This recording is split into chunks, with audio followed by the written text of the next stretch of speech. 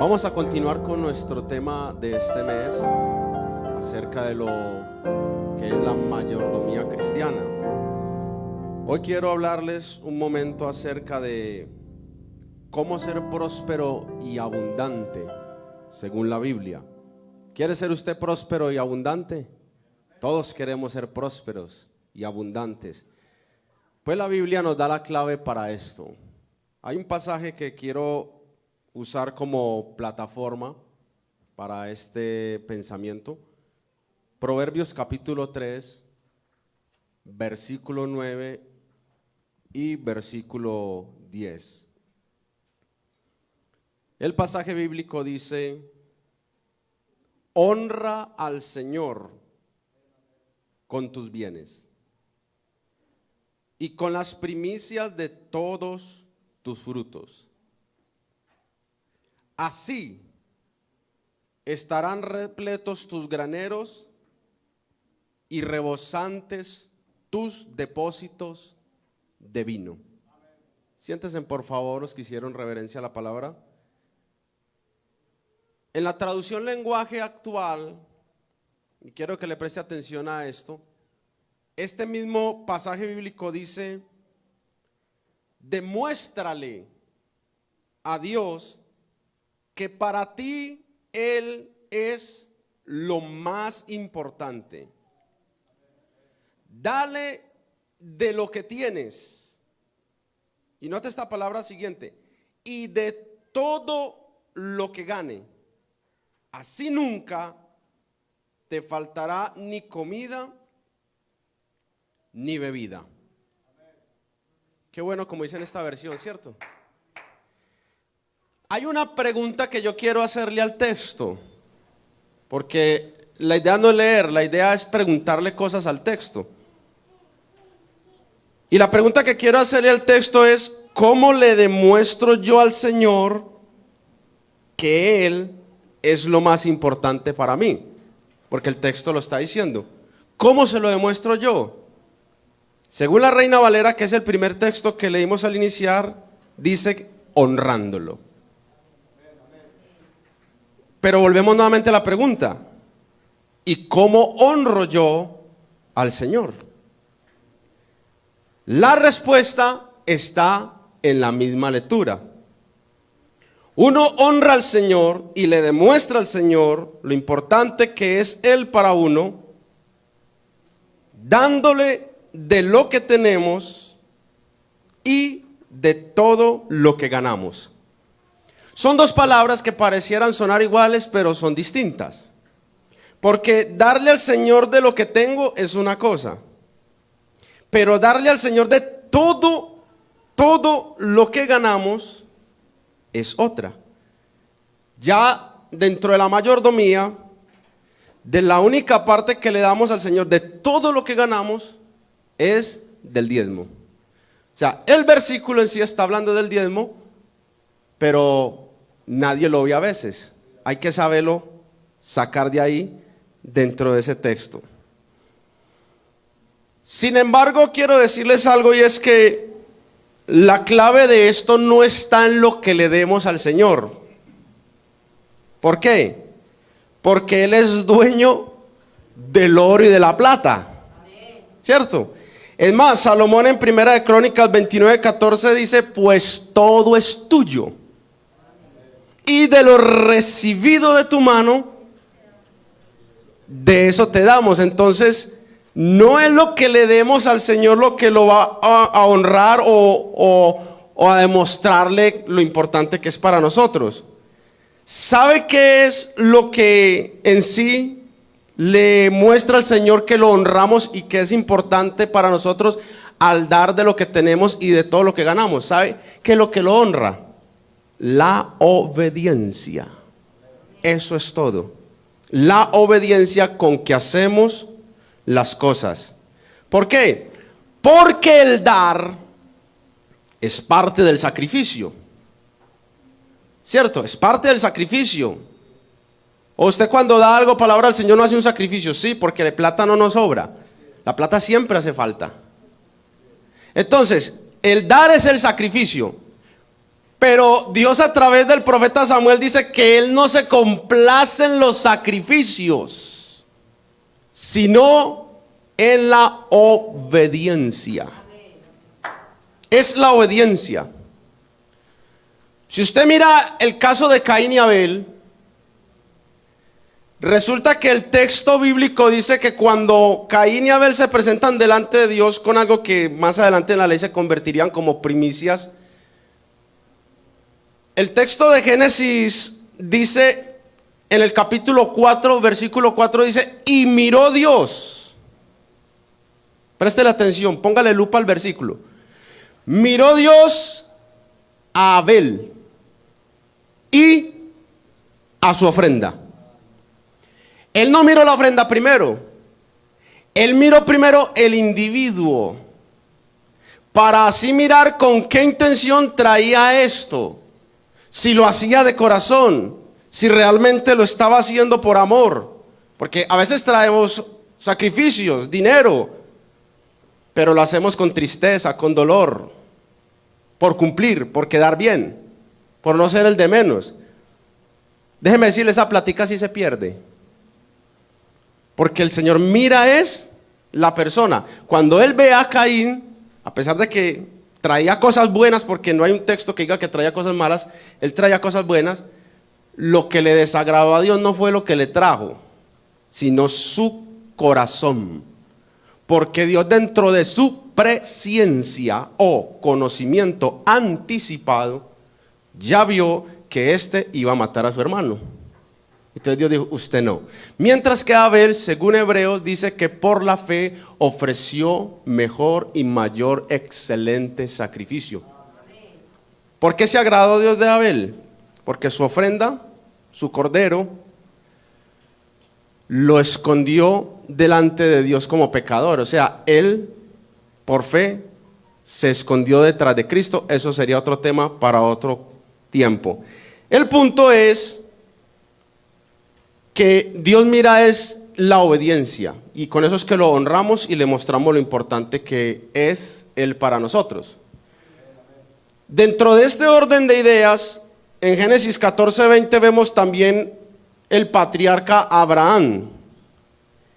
Él con sus bienes bendice a Melquisedec, o le da una parte a Melquisedec del botín de guerra, y él lo hace en este momento para reconocer la autoridad de Melquisedec sobre él. Recordemos que Melquisedec es una teofanía del Señor Jesucristo. El Señor Jesucristo antiguamente se manifestaban teofanías en formas antropomórficas, y ya en el Nuevo Testamento en formas tereomórficas, que eran figuras de animales como la paloma y bueno, otras cosas ahí que el Señor utilizaba. Génesis 14:20 dice, el Dios Altísimo merece todas las alabanzas. Está hablando el patriarca Abraham frente a Melquisedec. Pues te dio la victoria sobre tus enemigos.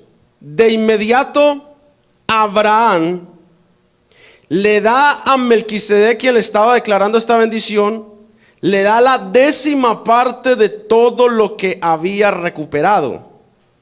Esta es la primera referencia bíblica sobre el diezmo, y quiero que preste atención a esto, como un acto de honra y de reconocimiento de autoridad. Porque en este tiempo no había una ley que lo mandara a diezmar. Es más, no existía ni siquiera la figura del pueblo de Israel, porque es dentro de la dispensación de las promesas. De Abraham viene Isaac, de Isaac viene Jacob. Jacob tiene un encuentro con Dios, y ahí donde le cambian el nombre de Jacob por Israel, y surge la nación de Israel a través de los 12 patriarcas. ¿Por qué hago énfasis a esto? Porque hay quienes dicen que el diezmo es de la ley, que ya no aplica en la gracia dentro de la iglesia. El que interpreta esta parte así tiene un grave error teológico y hermenéutico, porque el texto claramente nos enseña que la primera referencia bíblica sobre el diezmo nos lleva a Abraham, y no lo hace por ley de Moisés, sino que lo hace como un acto de honra y de reconocimiento de autoridad. No se puede determinar cuándo y dónde nació la idea de hacer esto, pero se cree, consultando fuentes por allá rabínicas, leyendo libros, fuentes talmúdicas y todas estas cosas, se cree que en los antiguos pueblos babilonios, persas, egipcios y aún chinos, se ofrecía a los dioses paganos el diezmo como un acto de gratitud y de reconocimiento de autoridad por los beneficios obtenidos en la tierra. Ellos honraban a sus dioses a través de sus finanzas. Tanto que aún los reyes o gobernantes en esos tiempos se les honraba y se les reconocía su autoridad de esta manera. Usted lee primera de Samuel capítulo 8 versículo 11 al 15 y hay un texto que dice allá: vuestro rey, mire, tomará el diezmo, así dice textualmente, tomará el diezmo, porque a veces creemos que el diezmo solo era para el levita. No, hay bases bíblicas donde dice que el diezmo también era para los reyes. Dice: vuestro rey tomará el diezmo de vuestros cultivos y vuestras viñas para dárselos a sus eunucos y a sus servidores. ¿A qué nos lleva esto? Que el diezmo realmente era un acto de reconocimiento de autoridad. Usted es mi rey, usted es dueño de este país, usted me deja trabajar esta tierra. En agradecimiento a eso y para reconocer su autoridad como rey, yo le voy a dar el 10% de lo que saque en mis cultivos. Hablando del rey. Ya dentro del sacerdocio levita se aplicaba, era también este método, pero ya con fines espirituales. Entonces, Abraham al parecer sabía esto de estas culturas antiguas. Él venía con esas culturas y él sabía esto cuando emigró de Ur de los Caldeos, y por esto cuando él ve a Melquisedec, cuando ve la autoridad de Melquisedec, cuando ve el rango de Melquisedec, cuando él entiende quién es Melquisedec delante de él, el mismo Dios en teofanía, él dice: y de todo este dinero, ¿a quién le voy a reconocer la autoridad? ¿A los reyes de Sodoma? ¿A los reyes de Gomorra? No, este es mucho más excelso, este es mucho más grande, este tiene un nivel superior, y es donde Abraham le da el diezmo a Melquisedec, no porque Melquisedec necesitara plata, sino porque él con ese gesto le dice: con esto reconozco que usted es superior a mí, con esto reconozco que quiero honrarlo y que usted es importante.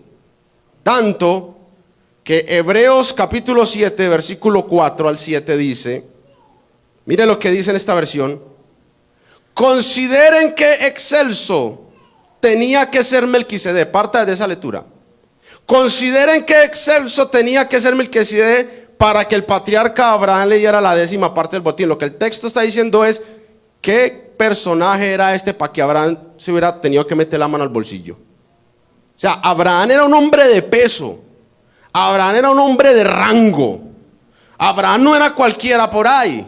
Era un guerrero y venía con muestras de combate y había derrotado reyes y recuperado riquezas. No era cualquier.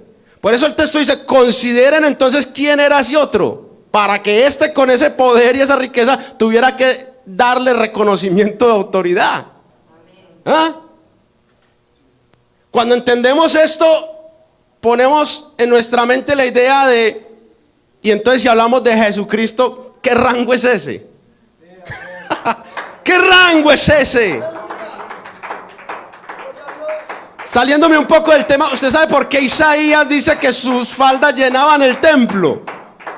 Porque en la antigüedad los reyes se les medía la grandeza y el rango por lo largo de su vestido. Cuando él derrotaba a un rey, le cortaban el vestido al rey derrotado y lo empataban al rey victorioso.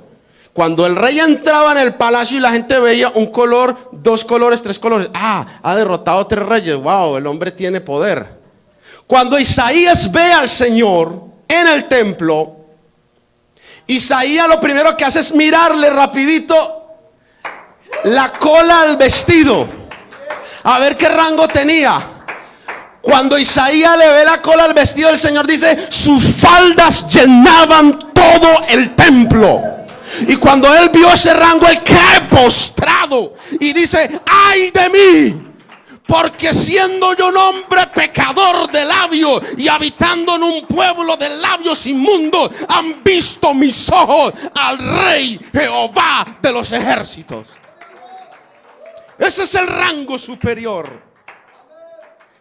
Y cuando Abraham trae los diezmos a Melquisedec, dice que él toma de Abraham los diezmos y bendice. Nota el cambio, por favor. Deme que yo doy. No es deme ya, en Dios es deme que yo doy. Cuando Abraham le da a Dios los diezmos, dice que él los toma, pero inmediatamente descarga sobre él una tremenda bendición. Tanto que esta versión bíblica dice: lo que es menos es bendecido de lo que es más. Esta práctica de honrar y reconocer la autoridad con el 10% pasa a los descendientes de Abraham. Jacob en Génesis 28:20 y versículo 22 le promete a Dios, dentro de la misma dispensación de la promesa, que él iba a reconocer, al igual que su abuelo, la autoridad divina, dando sus diezmos de todo lo que Dios le diera, para honrarlo y demostrar su obediencia y lo importante que era Dios para él. Luego el rey David entiende esto, porque él viene del mismo linaje, de la misma descendencia, según San Mateo capítulo 1, esa es la genealogía. El rey David entiende esto, y es donde dice en 2 Samuel 24:24 que él no daría a Dios algo que no le costara, algo que llevara sacrificio. Todos ellos lo hicieron no por la ley de Moisés, sino por fe, amor e iniciativa de honrar a Dios. Cuando el diezmo pasa a formar parte de la ley de Moisés, ya estamos en la dispensación de la ley, dentro de las 7 dispensaciones, el diezmo sigue con este principio. ¿Cuál principio? Reconocer autoridad, honrar, pero ya Dios establece una ley donde eso se lo hagan llegar a él a través del ministerio levita. Tanto que Deuteronomio 14, 22 y 23 dice: sin falta. A veces leemos la Biblia y no le prestamos atención a los pequeños detalles, ¿cierto? Sin falta. Tome esa palabra y guárdela, sin falta. ¿Qué significa sin falta? O sea, no falle. Ojo, no falle. Porque a veces nosotros sí cometemos esa falta. Pero Dios dice: sin falta darás el diezmo de todo el producto de tu tierra que el campo rinda año tras año. Y mire la clave. Me gusta lo que es esta versión. Dice: ojo, para llenar las arcas de Dios, porque Dios necesita plata. No, de lo recibido de tu mano te damos. Bueno, entonces, ¿para qué vamos a dar el diezmo? Dice: para que aprendas a respetar al Señor tu Dios toda tu vida. Cuando ellos daban el diezmo, no era porque el levita necesitara, era porque eso les decía: tengo que respetar a Dios, tengo que honrarlo, tengo que reconocerlo. Es tanto que aún los mismos levitas también debían reconocer la autoridad de Dios sobre ellos, pues ellos mismos tenían que dar diezmo de diezmo. Y al obedecer esto, ellos honraban a Dios. Número 18:26, trato de ser lo más teológico posible para que no sean mis palabras, sino cada palabra con un sustento bíblico, así que sea Dios hablando y no mi persona. Número 18:26 dice: dile a los descendientes de Leví, ya no habla al pueblo, ya hablas al sacerdocio, que cuando reciban la 10ª parte que deben entregarme los israelitas. Hermosa la Biblia. Quiero que preste atención. Cuando reciban la 10ª parte, mire, que deben entregarme los levitas. Está hablando Dios a través de Moisés. No sé si entiende esa palabra, que deben entregarme los levitas. ¿Por qué no dice que deben entregar a los levitas? Una cosa es que deben entregarle los levitas al sacerdocio. Es muy distinto donde Dios dijera: cuando reciban la 10ª parte del pueblo, que deben entregarle los levitas al sacerdocio. No dice así. El texto dice que deben entregarme. Dios está diciendo, es que es para mí. Deben entregarme los israelitas. También ellos, los levitas, deberán entregarme una 10ª parte de lo que reciban. O sea, ellos también me van a honrar y van a reconocer mi autoridad. El Señor Jesús en el Nuevo Testamento no anuló esta práctica. Al contrario, le dio continuidad dentro de la iglesia, solo que le cambió el nombre de diezmo a salario. Iniciamos en la promesa, primera referencia bíblica. Entra a la dispensación de la ley. Llegamos a la gracia. Y en la gracia el Señor no viene a cancelar la ley, viene a modificarla. Él dice, oíste que fue dicho, pero yo os digo. Oíste que fue dicho, mas yo os digo. Él le da un retoque, una interpretación. Y cuando él habla del diezmo, él no lo quita. Él le da continuidad, solo que le modifica el nombre. Por eso hay quienes dicen, haz que el diezmo no aparece en el Nuevo Testamento. ¿Y dónde aparece en el Nuevo Testamento que Jesús y los apóstoles diezmaron? Muéstreme una sola cita bíblica donde diga en el Nuevo Testamento que Jesús y los apóstoles diezmaron. No la hay. El hecho que no la haya no quiere decir que no lo hizo, porque él vino a cumplir la ley y eso era parte de la ley, entonces sí lo tuvo que haber hecho. ¿Y con qué autoridad le hubiera dicho en Lucas 11:42 a los sacerdotes, a los escribas y fariseos, cuando les dice, mas ay de vosotros, fariseos, que diezmáis la menta y la ruda y toda hortaliza, y pasáis por alto la justicia y el amor de Dios? Mire lo que dice el Señor. Esto, ¿qué es esto? El diezmo. Esto os es necesario hacer sin dejar de hacer aquello. Lo que el Señor está diciendo es, sigan haciéndolo, pero también no dejen de hacer esto otro. Queda a entender ahí que le dio continuidad al diezmo. Y en Lucas 10, versículo 2 al 7, le cambia el nombre por diezmo a salario. Cuando dice, no llevéis bolsa, no lleven alforja, no lleven calzado. En cualquier casa donde ustedes entren, primeramente decid paz a esta casa. Posad en aquella misma casa. Coman y beban de lo que os den, porque el obrero es digno de su salario. Número 1, el diezmo no es de la ley de Moisés. El diezmo es 430 años más atrás de la ley, en Abraham, por un acto de fe. Número 2, el diezmo no aparece en el Nuevo Testamento porque se llama de salario. ¿Por qué hago énfasis a estas dos partes? Porque con eso tumbo por tierra la doctrina que dice que el diezmo es de la ley y que no aplica en la iglesia. Sí aplica en la iglesia, solo que hay que saber estudiar el tema. Mire, cuando nosotros no honramos a Dios con nuestras finanzas como un acto de obediencia para reconocer su autoridad, y quiero hacer énfasis a todos en general, los músicos también, los jóvenes, y todos los que nos ven a través de las redes sociales que realmente se consideren cristianos de verdad. Cuando no honramos a Dios a través de nuestras finanzas para reconocer su autoridad, corremos el riesgo de caer y fracasar. ¿Por qué? Porque queremos es todo para nosotros. Eso es un espíritu ambicioso. ¿Por qué fracasó el querubín protector? Dios creó a querubín protector, acabado de hermosura, el sello de la perfección. O sea, Cristo es el perfecto, pero después de Cristo, Satanás da ese sello en segundo nivel.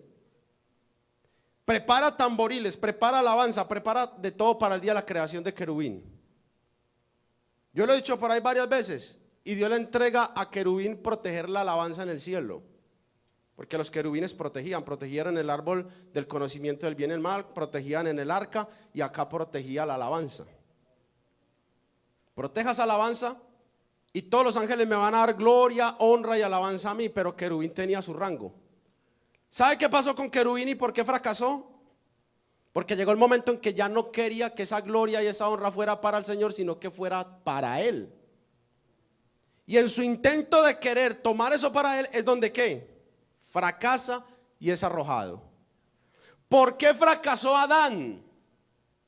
Porque Dios le dice en Génesis capítulo 2 versículo 15 al 17: de todo árbol del huerto podrás comer. He aquí he puesto a vuestros pies toda ave del cielo, todo animal de la tierra, los peces del mar, coma de todos estos árboles. Mas del árbol de la ciencia del bien y del mal no comerás. O sea, todo es suyo, menos esto. Querubín, todo es suyo, pero esta parte es solo para mí. Entonces Dios entrega en manos del hombre toda la administración terrenal de su creación, pero le deja claro que de todo lo que le dio había algo que le pertenecía solo a Dios, algo que aunque estaba al alcance de sus manos, él no debía tomar. Por el contrario, siempre que él viera ese árbol, eso le iba a recordar que había un ser superior a él. Le iba a recordar que el no tomar de ese fruto sería un acto de reconocimiento de autoridad. Él veía el árbol y se frenaba y decía: ese no, ese tiene dueño, y le recordaba: hay alguien superior. Pero ¿qué pasa con el hombre? También eso es para mí. Y le toma del fruto, ¿y qué pasó? Acá estamos como estamos. Esa situación ambiciosa de querer más no solo llevó al fracaso a Adán, llevó al fracaso a David. No tenía con las mujeres que tenía en el momento, sino que también quería la mujer del prójimo. Y por meterse con la mujer del prójimo y matarlo, trajo problemas. Esa situación ambiciosa llevó al fracaso a Salomón. 1000 mujeres. Y esas 1000 mujeres lo llevaron a la idolatría. Hay quienes dicen que el problema no es tener 1000 mujeres, sino tener 1000 suegras. 1000 suegras. Esa era la bienaventuranza de Adán, que no tenía suegra. ¿Qué pasa con Judas? Judas manejaba la bolsa. ¿Pero qué dice el texto bíblico? Que él sacaba de ahí. ¿A qué voy con todo esto, hermanos? Cuando nosotros tenemos este espíritu de querer todo para nosotros, de dolernos dar para la obra de Dios, de no obedecer, de no honrar a Dios, de no reconocer su autoridad divina sobre nosotros a través de nuestros diezmos, ofrendas, votos. Cuando hacemos esto, le decimos a Dios todo lo opuesto que le dijo a Abraham. Le decimos a Dios que su autoridad no es para con nosotros. Eso es lo que estamos haciendo. Cuando no damos un diezmo, una ofrenda, le decimos: Señor, su autoridad conmigo no va. Sin embargo, cuando se presenta un demonio, cuando llega un demonio a molestar a la casa, cuando llega una enfermedad, sí necesitamos que Dios nos dé de su autoridad para que cuando invoquemos su nombre surja efecto. Entonces sí necesitamos de la autoridad de Dios. Le decimos al Señor que no tenemos fe. ¿Por qué? Porque cuando uno debe sacar un diezmo, uno dice: pero es que esta parte, este 10%, eso me va a hacer falta, con esto otro no me alcanza. Le estamos diciendo al Señor que no tenemos la fe de Abraham, que no estamos creyendo en lo que creyó la viuda de Sarepta. Porque la viuda, si usted lee el texto, sabe que me gusta mucho cuando Elías le dice: dame a mí primero y después come tú y tu hijo. En una agonía de esas, en un hambre de esas, y que llegue una persona y diga: no, pero deme a mí primero, después coman ustedes. Eso es un desafío de fe. Y ella se desafió en fe. ¿Y sabe qué dice la Biblia? Que la harina nunca escaseó y el aceite nunca menguó. Cada que metía la mano decía, ve, hay más. Y echaba aceite, ve, hay más. Y así vivió por más de 3 años. Cuando somos fieles a Dios en esta parte, no se preocupe con lo que queda. Que recuerde que Abraham le da a Melquisedec, pero Melquisedec carga bendición sobre él. Esa bendición hará que eso alcance. Solo actúe en fe, no le dé miedo. No nos dé miedo que vamos a actuar en fe. Porque no podemos decirle al Señor que Él no es importante para nosotros, ni que es importante su obra. Es que aquí la cuestión no es del Señor, hermanos, entendamos esto, jóvenes, entendamos esto. El Señor está sentado en su trono de gloria, allá tiene de todo, no le hace falta nada. ¿Sabe cuál es la preocupación del Señor? Su obra en la tierra, sus ministros. La preocupación del Señor es que nosotros sí alcancemos el mayor número de perdidos. Por eso necesitamos responder en eso. Porque para tener un lugar de predicación, necesitamos ser fieles en esto. ¿Queremos un pastor? Sí. ¿Queremos un lugar donde congregarnos? Necesitamos obedecer a Dios. Primera de Corintios 9, 6 al 14, para ir cerrando. El apóstol Pablo hace mención de esta forma de obediencia y él lo hace, preste la atención a esto, que esto también entra en la doctrina de la transición. Cuando el Señor convierte el diezmo a salario, el apóstol Pablo lo utiliza para darle nuevamente confirmación. Cuando un texto en la Biblia se repite 2 o 3 veces, ya se convierte en doctrina. Cuando un texto está solo, no es doctrina. Cuando un texto se repite 2 o 3 veces, ya es doctrina, porque en boca de 2 o 3 testigos conste toda verdad. Lo que hay que mirar es si ya es doctrina fundamental o es doctrina principal. Pero al apóstol Pablo tomar en 1 Corintios el mismo tema del Señor Jesús, le está haciendo una confirmación a esto como doctrina.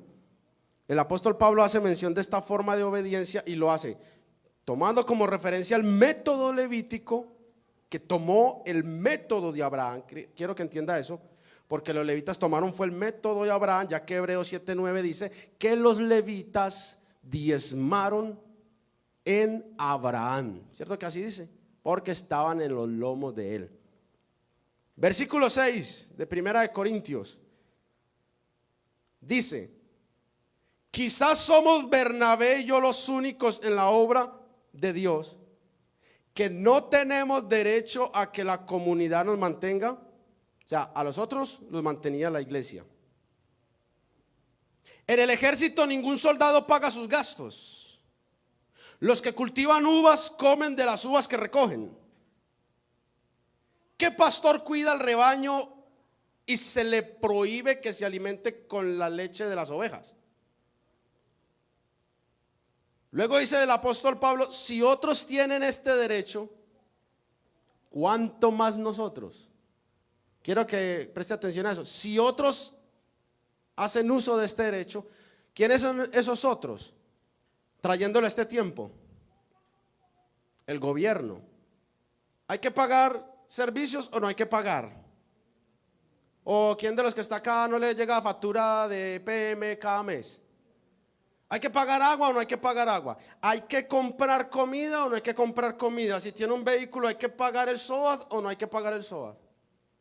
Entonces, si otros tienen el derecho de sacar el dinero de nuestro bolsillo, dice el apóstol Pablo, ¿cuánto más nosotros? ¿Por qué? Porque él dice: porque nosotros hemos sembrado en ustedes bienes espirituales. ¿Será mucho pedir si cosechamos de ustedes algo material? Y quiero decirle que esto es muy importante. Mire, yo me he puesto a pensar, si yo me voy para el centro de Medellín y pido plata en un puente, plata cualquiera le da uno, así sean 500 pesos, 100 pesos, plata le da cualquiera a uno. Pero una palabra de parte de Dios, un consejo que venga del cielo, no todo el mundo se lo va a dar a uno. ¿O sí?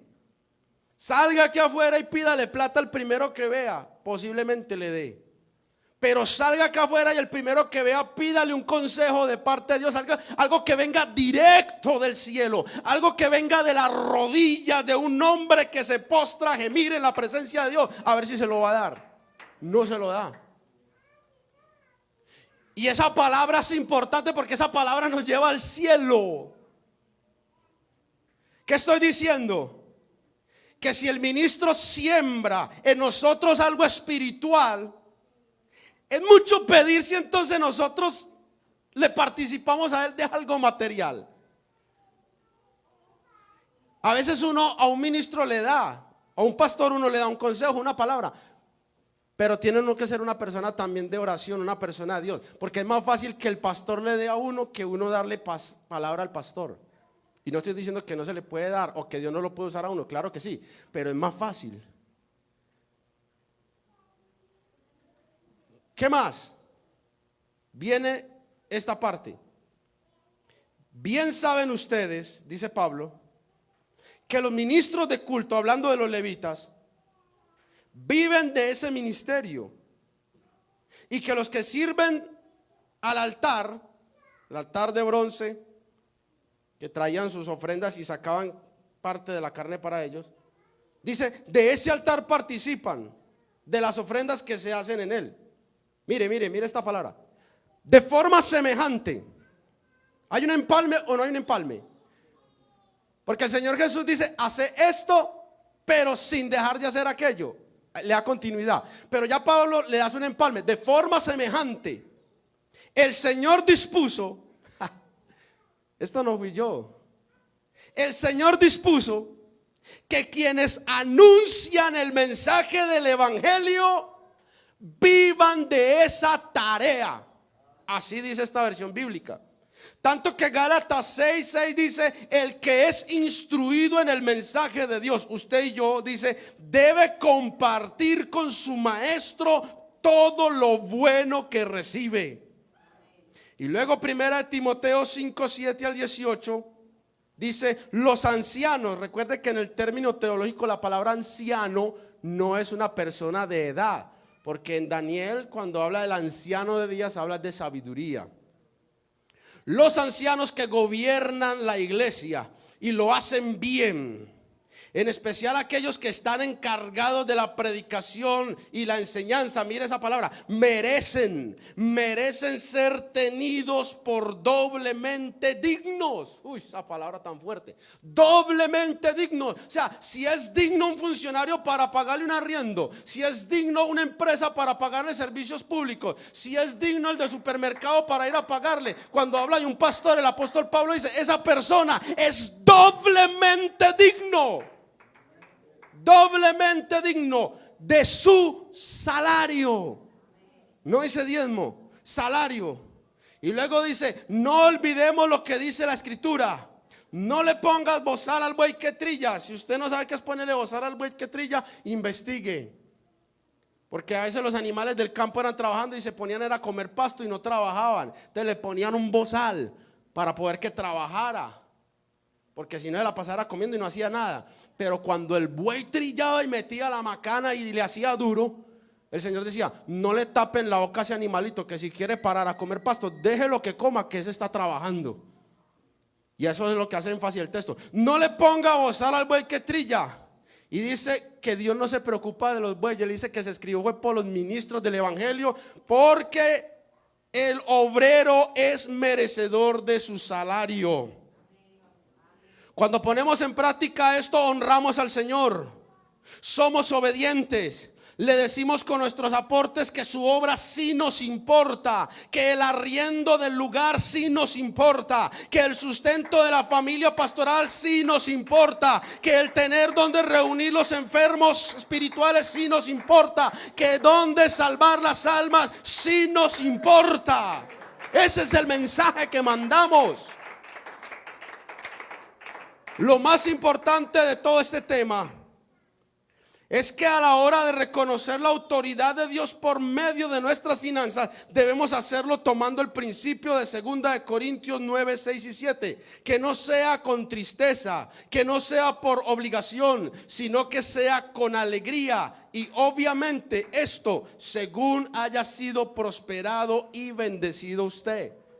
Porque tampoco va a dar algo que no tenga. Según haya sido prosperado y bendecido. Quiero concluir diciendo estas dos palabras. Nosotros debemos imitar las obras de Abraham. Este es otro texto que yo utilizo para sustentar la doctrina de la continuidad del diezmo en el Nuevo Testamento. Debemos imitar las obras de Abraham, el cual es nuestro padre. Mire, el Señor Jesús dijo que los hijos de Abraham, las obras de Abraham harían. Eso está en San Juan 8:39, porque no me gusta hablar sin sustentar. San Juan 8:39 dice: si sois hijos de Abraham, las obras de Abraham haríais. Pero no termina ahí. ¿Por qué? Porque nosotros bíblicamente somos los hijos de Abraham. ¿Dónde dice eso? Gálatas 3:7 dice: sabed por tanto que los que son de fe, estos son hijos de Abraham. Nosotros somos hijos de Abraham. Y el Señor Jesús dice: si sois hijos de Abraham, las obras de Abraham haríais. Y una de las obras de Abraham fue reconocer la autoridad de Dios a través de sus diezmos. ¿O no? Honrarlo con sus riquezas, mostrar su fe y obediencia de esta forma. Nosotros somos una iglesia nacida en la fe y para fe. Por tanto, debemos cumplir con este reconocimiento de autoridad y no dejarnos robar la bendición de Dios, como lo hizo Satanás, como lo hizo Adán y como lo hizo Judas, que no quisieron dar nada, sino que todo para mí, toda la alabanza para mí, este árbol también es para mí, lo que hay en la bolsa es para mí. Y cuando Judas dijo: lo que hay en la bolsa es para mí, y el diablo vio la debilidad, le dijo: le gusta la plata. ¿Sabe qué le dijo el diablo? Le voy a dar esta plata para que me entregue su maestro. Y lo vendió. Cuando el diablo ve esa debilidad en nosotros, se nos mete con el texto bíblico que dice que raíz de todos los males es el amor al dinero, el cual codiciando algunos, hasta esta 10ª parte, el cual codiciaron algunos, se apartaron de la fe. Siguen en la iglesia, sí, pero apartados de la fe, porque no tienen la fe de Abraham. No son capaces de creer que Dios los va a sustentar con lo que les queda. Se han apartado de la fe y empiezan a ser traspasados de muchos dolores. Lleve esta palabra en su corazón.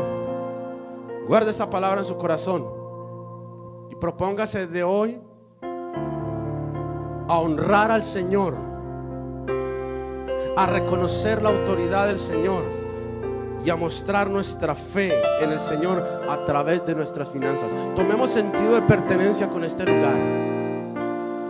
Tomemos sentido de pertenencia, porque si usted no lo hace, si yo no lo hago, Él va a enviar cuervos que traigan carne y pan. Él va a enviar quien traiga eso.